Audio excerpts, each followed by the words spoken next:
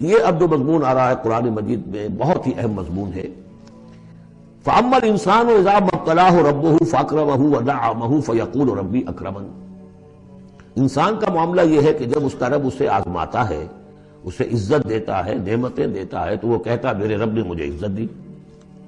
وَأَمَّا إِذَا مَا ابْتَلَاهُ فَقَدَرَ عَلَيْهِ رِزْقَهُ، جب اسے آزماتا ہے اور اس کا رزق جو ہے اس پر تنگ کر دیتا ہے، راشننگ کر دیتا ہے، تھوڑا تھوڑا دیتا ہے، وَيَقُولُ رَبِّي أَهَانَنِ، تو وہ کہتا ہے میرے رب نے مجھے ذلیل کر دیا۔ کلا، ایسا نہیں ہے۔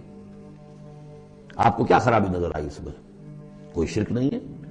اس نے یہ تو نہیں کہا کہ مجھے نعمتیں دی ہے تو کوئی لکشمی بائی کی کرپا ہو گئی ہے، یہ تو نہیں کہا۔ اللہ نے، میرے رب نے مجھے عزت دے دی، اور اگر کہیں تنگی آ گئی ہے تو یہ میرے رب نے مجھے ذلیل کر دیا۔ توحید تو مکمل ہے نا یہاں، کہ کسی اور دیوی دیوتا، کسی اور الہہ کا تذکرہ نہیں ہے، رب ہی نے مجھے عزت دی، رب ہی نے مجھے ذلیل کیا۔ تو عز من تشاء و تذل من تشاء، اے اللہ تو ہی ہے جس کو چاہتا عزت دیتا ہے، جس کو چاہتا ذلیل کر دیتا ہے۔ تو کیا خرابی کیا ہے اس میں؟ اس میں خرابی یہ ہے کہ اس دنیا میں جو کچھ تمہیں ملتا ہے تم اسے عزت مت سمجھو، یہ امتحان ہے، اور اگر کبھی تنگی آتی ہے اسے ذلت نہ سمجھو، یہ بھی امتحان ہے۔ یہ برابر ہے۔ یہ تم نے اسے عزت سمجھا، دھوکہ کھا گئے، اس کو ذلت سمجھا، دھوکہ کھا گئے۔ چاہے توحید انٹیکٹ ہے آپ کی، لیکن توحید جو ہے وہ تو یوں سمجھیے کہ جڑ بنیاد ہے نا ہدایت کی، اس سے اوپر بھی تو منزلیں ہیں ہدایت کی کہ نہیں۔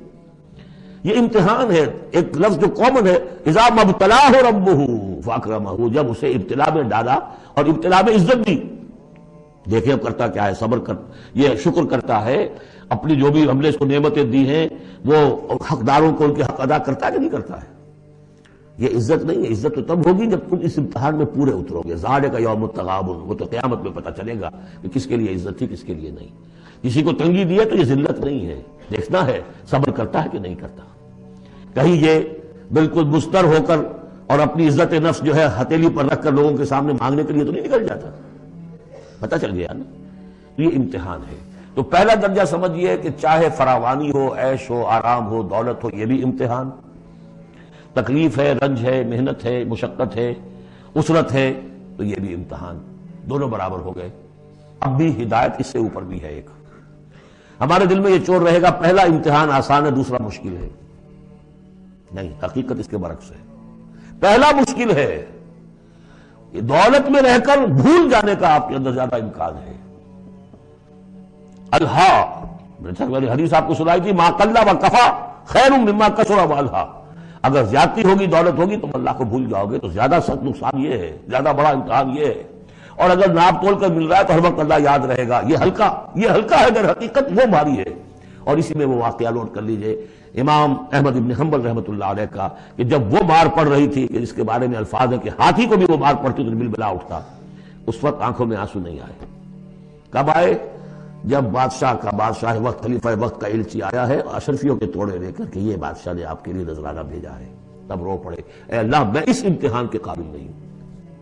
یہ امتحان سختر ہے۔ تو یہ ہے درجہ بدرجہ، لَتَرْكَبُنَّ طَبَقًا عَنْ طَبَقٍ، تو ہدایت کے بھی یہ درجے ہیں۔ پہلا درجہ تو یہ ہے کہ جو بھی ہے اللہ کی طرف سے ہے، تنگی ہے تو اللہ کی طرف سے، اور فراوانی ہے تو اللہ کی، یہ توحید تو پوری ہو گئی آپ کی اللہ کی طرف سے۔ لیکن اس میں اب آگے درجے ہیں کہ یہ امتحان ہے، یہ بھی امتحان، وہ بھی امتحان، اس اعتبار سے دونوں بھی امتحان ہیں، یہ دونوں برابر ہیں۔ اس سے بھی اوپر یہ ہے، وہ امتحان مشکل ہے فراوانی والا، اور یہ امتحان جو ہے یہ آسان ہے۔